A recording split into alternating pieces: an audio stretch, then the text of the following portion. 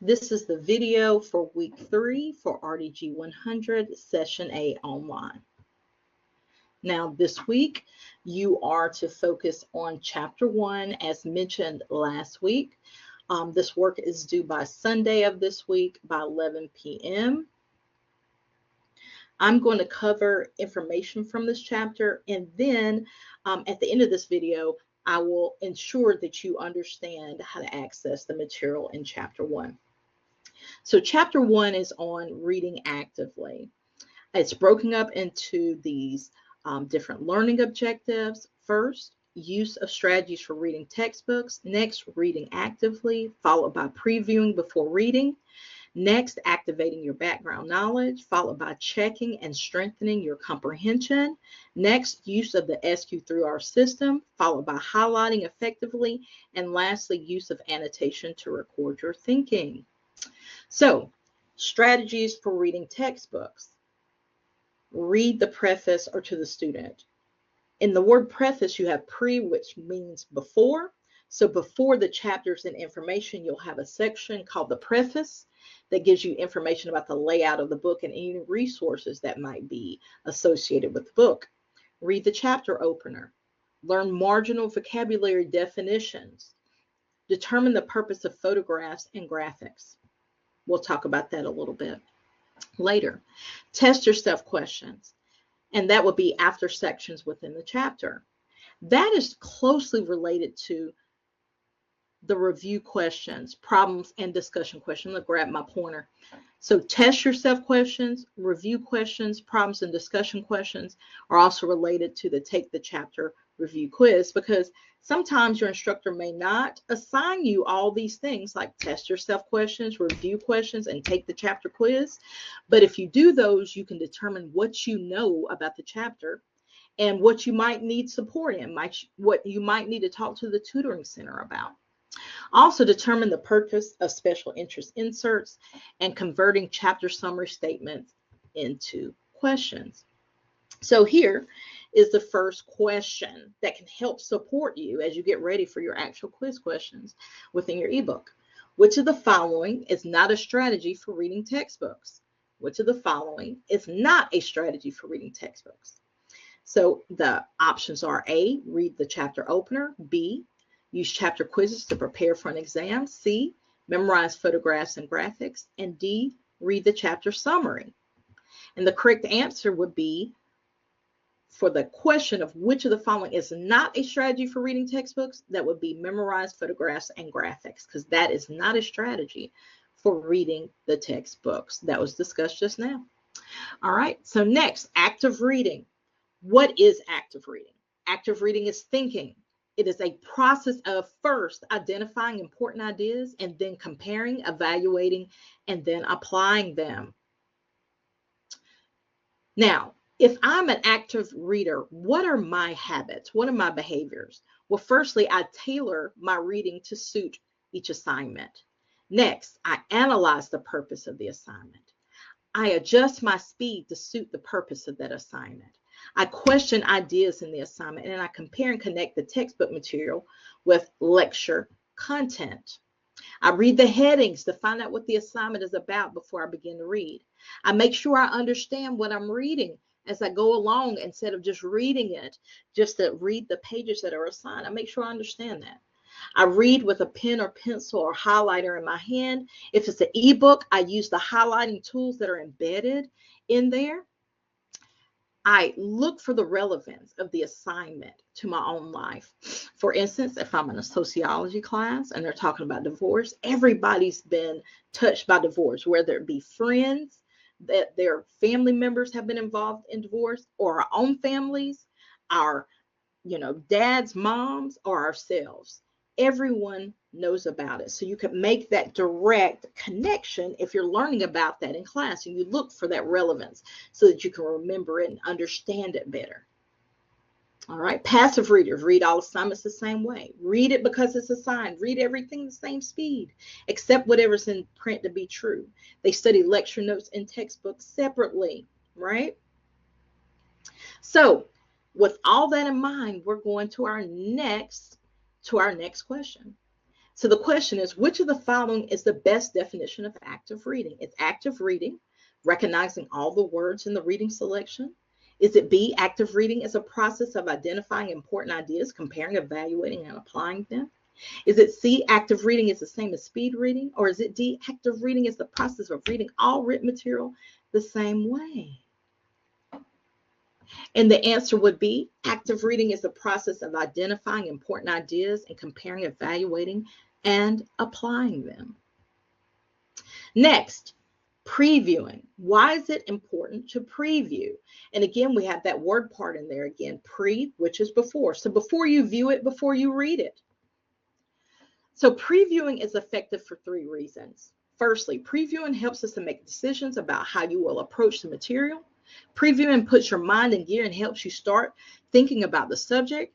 Previewing helps us give ourselves a mental outline of that chapter's content before we even read it. So here's the question. Which of the following is the best definition of previewing? Is it A, previewing is summarizing the information in an article or essay? Is it B, previewing is recognizing all the supporting details in an article or essay? Is it C, previewing is determining only the main points in written text? Or is it D, previewing is a process of familiarizing yourself with the content and organization of an assignment? And that correct answer would be D. Previewing is a process of familiarizing yourself with the content and organization of an assignment. Moving forward. Activating your background knowledge. What is the importance? Why should we activate our background knowledge?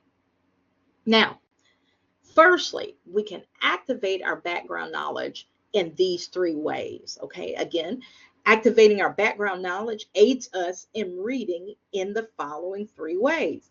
It makes the reading easier because you've already thought about the topic. Also, the material is easier to remember because you can connect the new information with what you already know. And lastly, topics become interesting if you can link them to our own experience. So again, activating your background knowledge aids our reading in 3 ways. Again, it makes reading easier because I've already thought about it. The material is easier to remember because I can connect the new information to what I already know. And lastly, topics become more interesting if I can link them to my own experiences, like we talked about with the sociology example with divorce just a moment ago. So here's the linked question. Which of the following is not a true statement about activating our background knowledge? Is it A, the material is more difficult to remember because old information interferes with your understanding of the new information?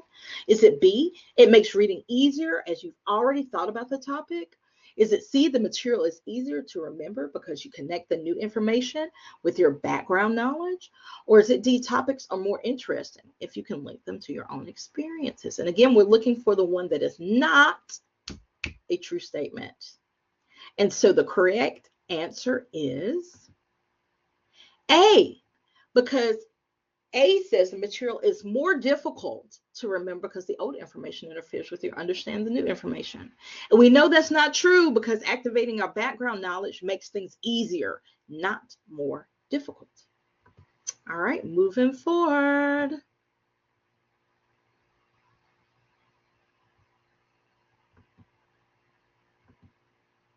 Now, we're going to combine so that you can have one video. You won't have to go back and access it. I'm making this one video. So let's move into the second half. So how do we check our comprehension? Because our Learn Objective 5 says check and strengthen your comprehension. So the question would be, how do we do that? How do we check our comprehension? Well, the why of it first, we could read all the text we want, but unless we're reading it for Audible, it's important that we comprehend it, okay? And so comprehending written text is essential to us doing well on our academic studies and tests. So we need to be able to determine if we can do the following. Do we understand the vocabulary and terminology? Can we determine the main ideas? Can we distinguish between major and minor details? because all of these things are necessary for us to comprehend text. What are positive and negative comprehension signals? Now, positive comprehension signal. I feel comfortable about the topic and I have some knowledge about it. I have some knowledge. I recognize most of the words or can figure them out. You can express the main ideas in your own words. You can understand why the material was assigned. You read at a regular, comfortable pace. You're able to make connections amongst ideas. You're able to see where the author is heading. Like, for instance, your favorite TV show. Likely you like your favorite TV show because you can make predictions. You know where it's going. For instance, if you're watching a suspenseful movie, you know who is the person who's the culprit, right? You know who's doing the crimes because you've been watching along, and the clues, when you put them together, help you to figure that out. That's the same thing as being able to see where the author is going. It's that feeling of connection when you know where it's going. Also, you understand what's important. And lastly, you read calmly and try to assess the author's points without becoming too emotionally involved. Next, what are some negative comprehension signals? If the topic is purely unfamiliar, yet the author assumes you understand it. That just means you need more background knowledge before you get to that level. But it's good to know where you stand so that you can address that. If many words are unfamiliar, if you must reread the main ideas and use the author's language and you can't put in your own words. You do not know why the material was assigned. Okay, you can't explain why it's important instead of knowing, I know why this instructor wants me to read this. If you have to slow down and reread, that's not saying that there's an issue with it. It just lets us know for that time that you are not having perfect comprehension. That doesn't mean that you won't be able to do it. It's just in that moment. If you're not able to detect relationships or you're struggling to follow along with the author, kind of like when we talked about a second ago with our TV shows, knowing where the author is going, not being able to predict that, nothing or everything seems important, or when you encounter a controversial topic, you close your mind to any alternative views or opinions. All right. Highlighting. Why is highlighting as you read beneficial? If you look here at this example of highlighting, you can see that this individual selected the text they needed. They didn't over highlight. You can see that there are things that they decided not to highlight. You can also see that there's some annotation there to the side that is associated with that highlighting. We'll talk about annotation in just a moment. Now, you can see with the second example of highlighting, this is not a good approach because they just basically painted their page. They're not making a decision about what is needed. They're not differentiating between, what's important and not important as they're going. Okay. They just painted it different colors.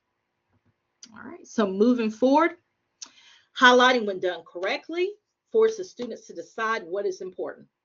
It helps us to sort key information from the less important information. Now, next, what are the steps of the SQ3R system? SQ3R system is composed of survey, which is previewing, questioning, adding, guiding questions, reading, actual reading for meeting, recall, testing ourselves on those questions we created from those guiding questions, and then review, doing that same preview, but after the fact, going through that whole process that our textbook talks about how to preview. Now, these guiding questions, I do want to point out that you can create these from the headings and subheadings in your text, just flipping those and turning those into questions. Just like this, it says use or using the SQ3R system, use of the SQ3R system. I could flip that and turn it to a question and say, what is the SQ3R system? How does one use the SQ3R system? Then I would read the text. Then afterwards, I go back to that question. what is the SQ3R system, or how do I use the SQ3R system, and see if I can recall the answer. I would then say SQ3R is surveying, questioning, reading, recalling, and reviewing the text from your chapters, okay, from your book, from your text. And therefore, I would be able to recall that information. Moving forward. So here's the associated question.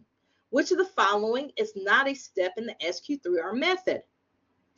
Is it A, survey to become familiar with the overall content and organization? B, question the text about the material you expect to be able to answer? C, read each section actively searching for the answers to questions? D, highlight subtitles and keywords? E, review immediately after you finish reading.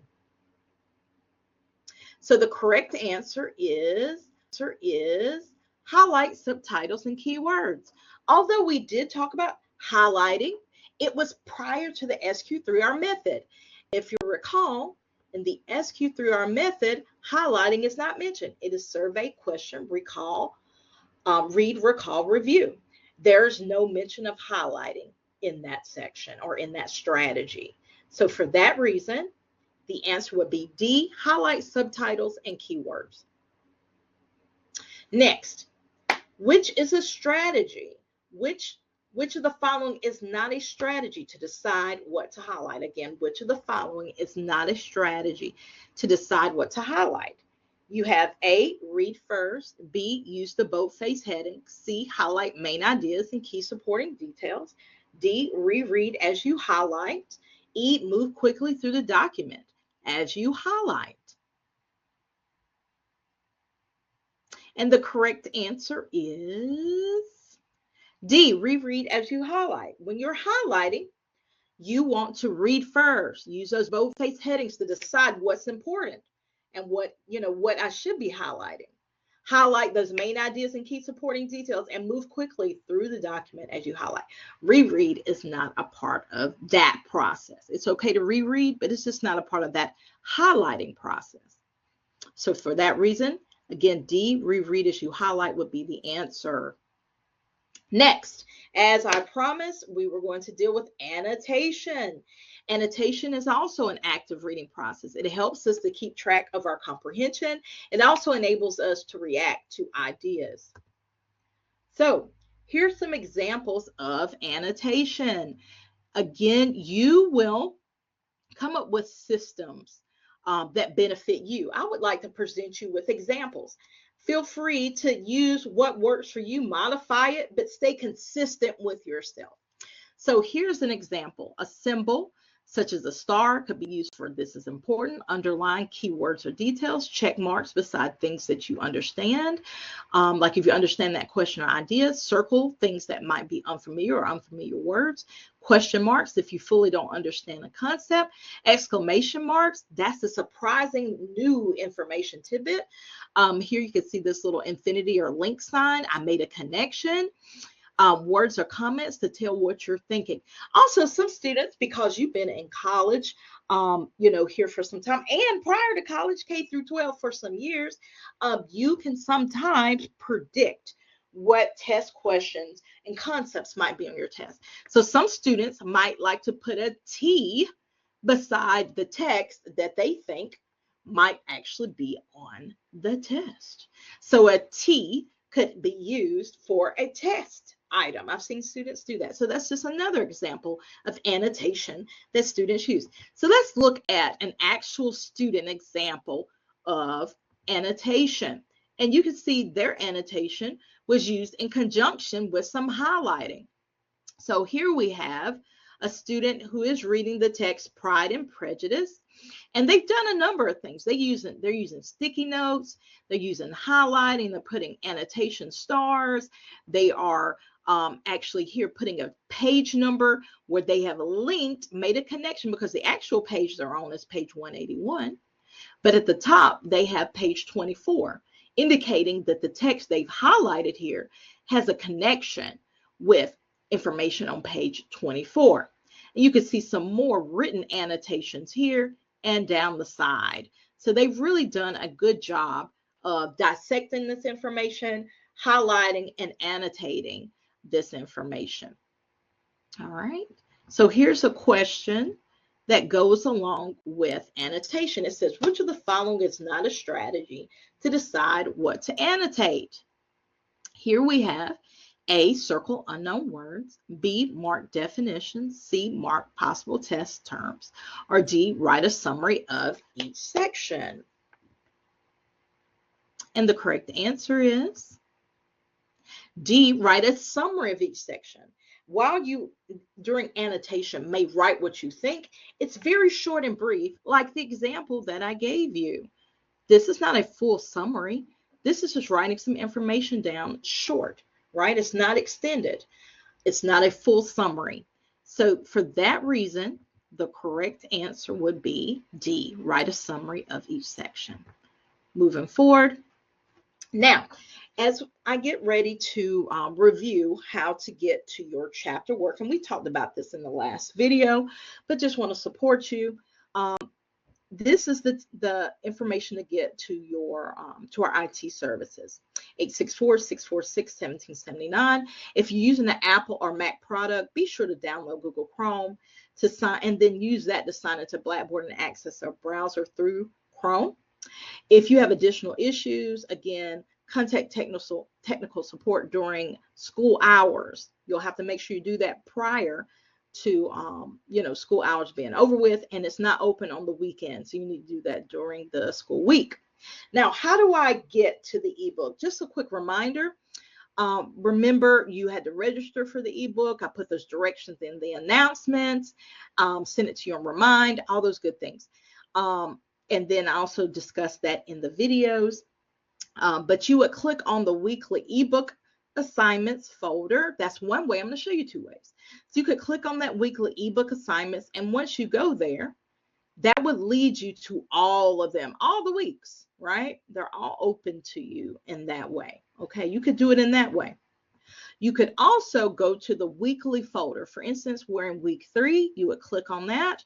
And then once you click on it, then this will pop down. The actual chapter for that week will pop down, and you would complete the assignments within that section. So you can see chapter 1 is available to you. Once you do that, then you would click on Open Pearson. You can see that reading actively would be that chapter. And I want to bring your attention to the icons that you will see. So beside this first section, it says 1.1 strategies for reading textbooks, which we covered today. You will see an actual book icon. That means read this section. And anytime you see a star icon, that's a quiz. So you can see a star here, a star here, a star here, star here, and so forth. And then the books, those are readings, okay? So these are the graded items. If you see a star, that is graded, just for clarity, okay? Now, you can see here, I pointed to it in this way so that you can see it. Again, books and stars, the difference between the two. One, the book is for reading. This one is for quizzes. Okay, so once you get to a starred item, those graded items, you will see a section that looks like this. If you progress through the text like you're reading, once you get past the readings for that section, it will always push you to the star or quiz items. Once you see a page that looks like this, click Start, and then you will see the actual questions for you, okay? And that's your question listing there. All right. So with that being said, many of you have already been working on this. You're outstanding, doing what you got to do. Work at a steady pace. Don't go so fast to whereas you make errors and things of that nature. Remember, I don't time things. You just have to have it completed by Sunday, right? Sunday at 11. So with that in mind, you can do this. You can make this happen. And there's no time like the present to get started.